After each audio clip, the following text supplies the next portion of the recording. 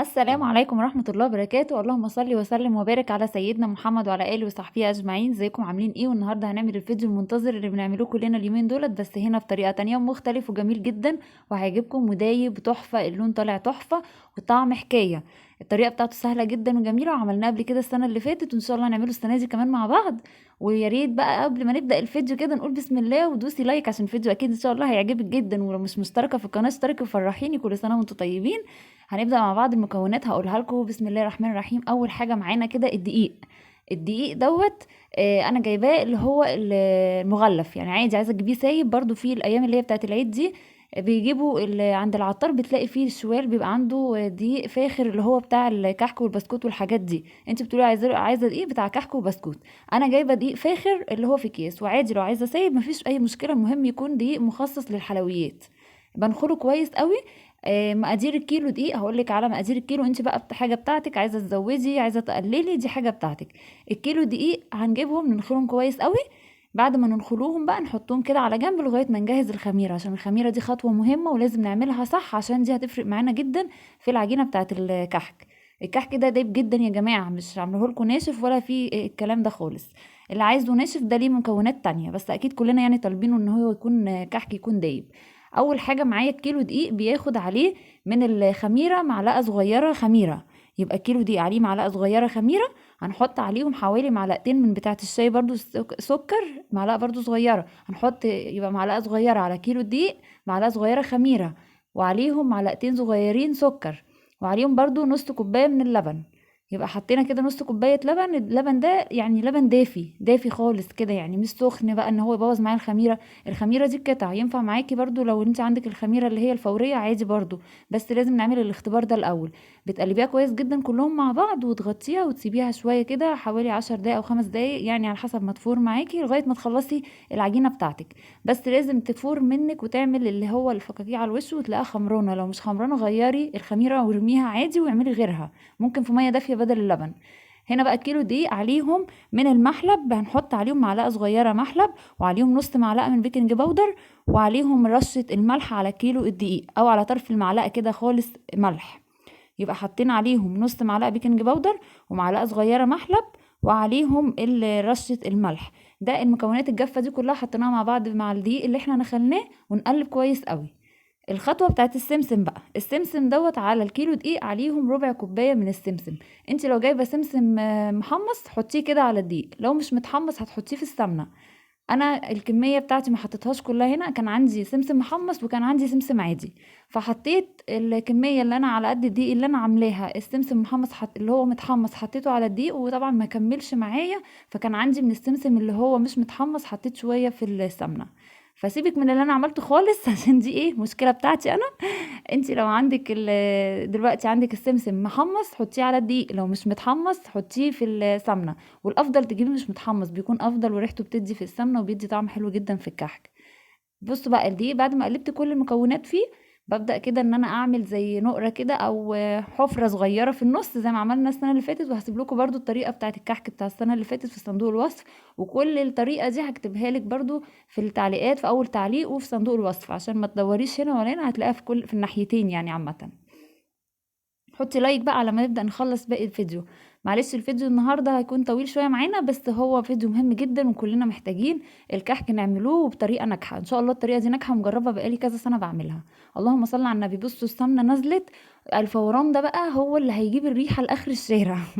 دي طريقة أهالينا زمان وأجدادنا كانوا بيعملوا بالطريقة دي. بتجيبي السمنة وتسيحيها على النار، بتخليها لغاية ما يعني هتقدح كده خالص معاكي لدرجة بصوا لما نزلتها على الدقيق كل ما تكون سخنة معاكي بتطلع لك الكحك دايب جدا، وبيخلي مدة الكحك معاكي بيقعد معاكي فترة طويلة، وبيخلي الريحة بتاعته الجيران تسألك ايه الريحة الجبارة الجميلة اللي انت عاملاها دي.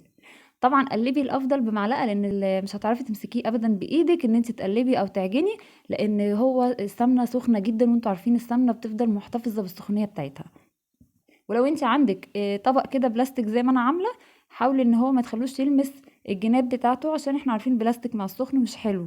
فانا عشان الكميه بتاعتي مش هتنفع في طبق ازاز، فلازم كنت اعمل كده في طبق بلاستيك. قعدت اقلب بقى بالمعلقه لان طبعا مش قادره احط ايدي ابدا، سخن جدا، ملهلبه السمنه طبعا مغليه يعني تقريبا. فشفتوا انتوا طبعا السمسم اللي انا كنت حاطاه في السمنه كان عامل ازاي، او اتحمص في السمنه. وبعد كده نزلت بيه على الدقيق.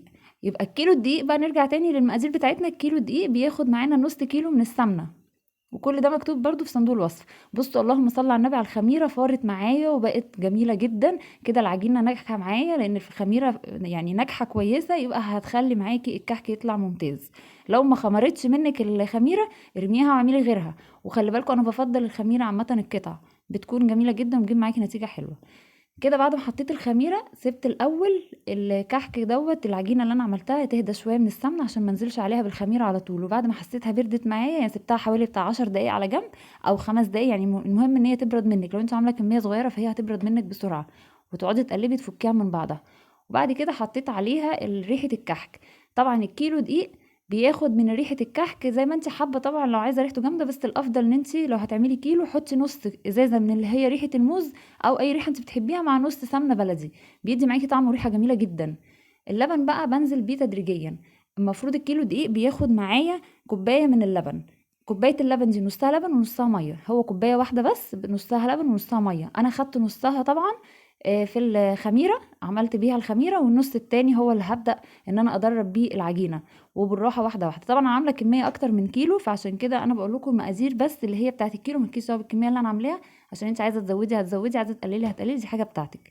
بس هو كيلو الدقيق بياخد كوبايه من اللبن.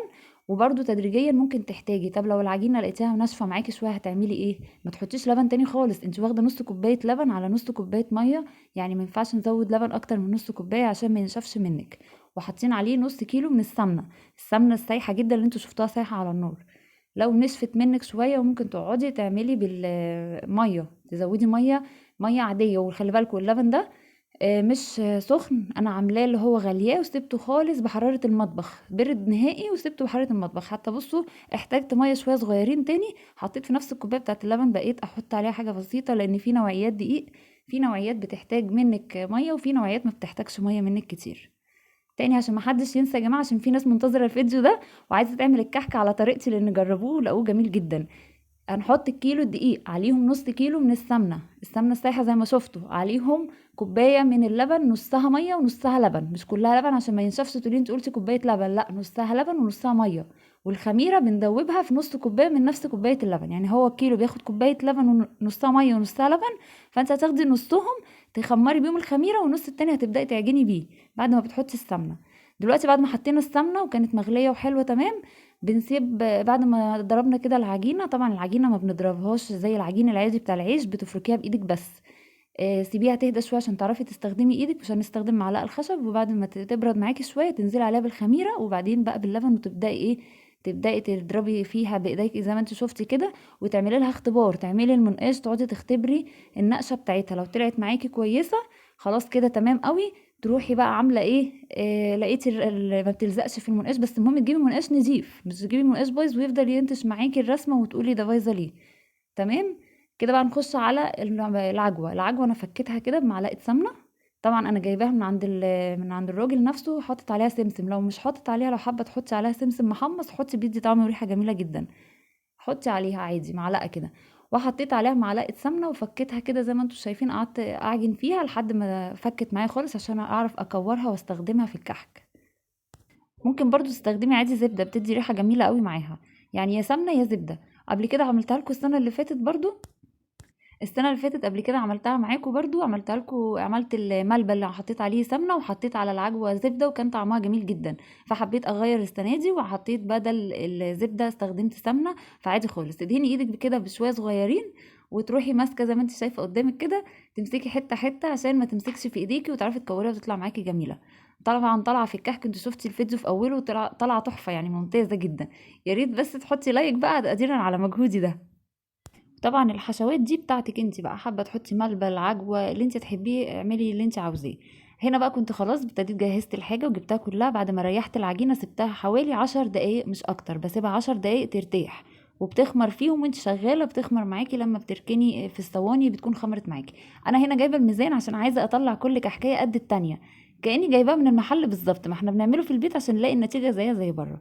فمسكت العجينه كده وكنت بطلعها، يعني حوالي عاملاها 22 جرام. عندك ممكن تعملي الكحكايه من 22 لحد 25 جرام، من اول 20 كمان. انا حابه اعملها صغيره كده علشان عايزه الكحكه يا دوب تدخل كده ياكلوها، تدخل البق مره واحده او على مرتين بكتير قوي، ما بهدلوش بيها الدنيا. لان الكحكايه ما شاء الله دايبه يا جماعه جدا، وبتدوب في البق كده. تحفه والله، ما تجربي اي طريقه تانية، الطريقه دي جميله جدا. وجبت لكم رسمه جديده، الناس اللي هي بتجيب الختامه اللي بتعمل بيها الكحك، وبتقول اللي بعد ما بيجي الكحك بيتعمل بيطلع الرسمه ممسوحه نهائي. جربي بقى الطريقه دي، ولا تقولي ختامه ولا حاجه تانية. شفتوا السكينه بظهرها كده، واعملي الرسمه اللي انت شفتيها دي. بعد ما بيخمر معاكي الكحك الرسمه لسه موجوده والسكر ماسك فيها وجميله. الكحكايه حجمها معقول جدا. وعملت كلهم حوالي 22 جرام. وحطيت العجوه كده، وقفت عملت شويه. طبعا انتوا شايفين واخدين بالكم ان العجوه بتتسرق مني. كانت نانسي كل شويه تيجي تاخد مني واحده في واحده وساعات كانت بتاخدها تخبيها مني. يعني هي عامه كانت مشاركاني في الكحك ده، هي وساندي وكرم. ربنا ما يقطعها عاده يا رب، اللهم صل على النبي. انا بحب العاده دي، بعملها لهم كل سنه، ربنا ما يقطعها ابدا. بابقى مبسوطة جدًا وهُم بيشاركوني. يمكن مش يعني هاقول لكم، هو أنتِ بتقولي ممكن أستسهل وأجيب من برّه، لأ، أنا حابة في البيت عشان أعمل لهم العادة دي يفتكروها لحد ما يكبروا. ربنا يخلّينا لبعض يا رب، ويخلّيهم لي يا رب، وأفرح بيهم وأشوفهم كبار. ربنا يبارك لي فيهم يا رب. بُصّوا ما شاء الله عليهم قاعدين بيشاركوني. ساندي طبعًا خلّيتها تعمل لي الكمية بتاعة العجوة. أنا عملت بعجوة بس، عشان أنا مش باحب الملبن وما حدش يعني طالبه أوي في البيت عندي، فعملت كلّه بعجوة. بصوا بقى الرسومات اللي انا عملتها. معلش كان في فيديو كنت بجيب لكم وانا بنقش الكحك ده، بس معلش الفيديو اتحذف مني غصب عني. فمش عارفة يعني مين حذفه بقى، الله يسامحه. غالبا يكون نانسي. مش عارفة، بس ايه رأيكم في الرسمة دي؟ انا حبيت اعلق عليها الكاميرا، كنت بوريكم الطريقة بتاعتها الوردة دي. عجبتني جدا ما شاء الله، طالعة تحفة. الرسمة يا جماعة كلها في الكحك بعد ما الكحك خمر واستوى. الرسمة كلها زي ما انتوا شايفين. وخلي بالكم ما كبرتش، ما فرشتش مني كتير ابدا. هتشوفتوها طبعا في اول الفيديو تقريبا نفس الحجم. وطالعه من جوه يعني بتدوب كده، مرمله وجميله جدا الكحكايه. اللهم صل على النبي. والله يا جماعه ما شفت في الجمال ده. عملتها لكم السنه اللي فاتت وعملتها السنه دي اهو. وعامله لكم رسومات كتيره، ممكن تقربوا الكاميرا وتعيدوها تاني وتشوفوا الرسومات اللي تعجبكم وتحاولوا تعملوا زيها. هنا بقى كانت باقي العجينه معايا، هعمل فيها، خلصت مني العجوه. طبعًا مش هاقف، وكل حاجة ليها حلّها. هاعمل إيه بقى؟ عشان أنا ما باحبش غير بالعجوة، وما فيش وقت إن أنزل أجيب، وبعدين مش باقي كتير أوي يعني. عملت إيه بقى؟ فاكرين زمان اللي كانوا بيقولوا عليها القراقيش؟ لو فاكرين يعني جدتنا كانت بتعملها وأمهاتنا. عملت كده، مسكت باقي العجينة وعملتها زي ما أنتم شفتوها كده، لفيتها، عملتها زي رول، وبعدين بططتها. وبقيت أعمل بضهر السكينة كده تقطيعة خفيفة على الوش، أعمل بيها رسمة بس.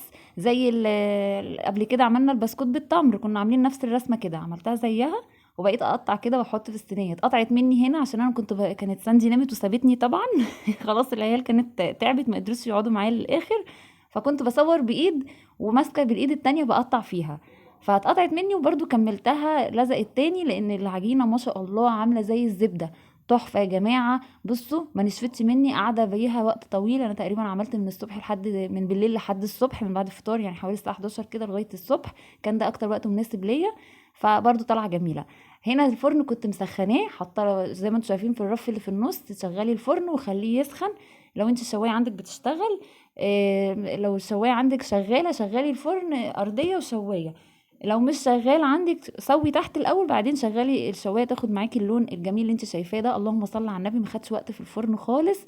طالع تحفه. بص اللون، اللهم صل على النبي، جميل، اللون الذهبي الفاتح. اظن مش هيبقى احسن من اللون دوت. الحمد لله مفيش حاجه اتلسعت مني. اللهم صل على النبي، اللهم بارك.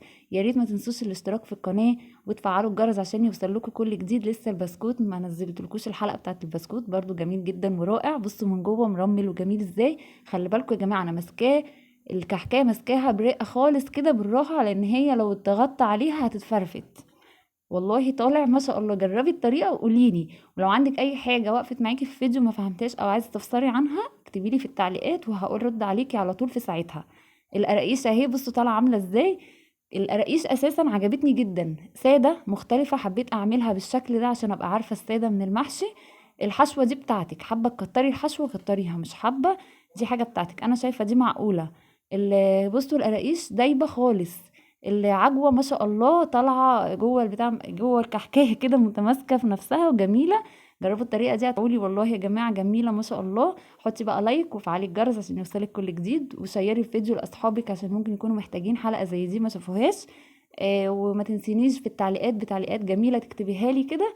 وما كانش ينفع ان انا اقفل الفيديو من غير ما اوريكي ازاي هي دايبه واكسرها قدامكم، لان انا كنت في الوقت ده خلاص كنت صايمه فمش عارفه ان انا ادوقها، فحبيت ان انا اوريها لك بايديا هي قد ايه مفروله ومفرفته كده ما تستحملش خالص ضغطه منك، وترصيها بالراحه جدا في العلب وبالف هنا وشفا. يا رب يكون الفيديو عجبكم، هتوحشوني جدا. باي باي.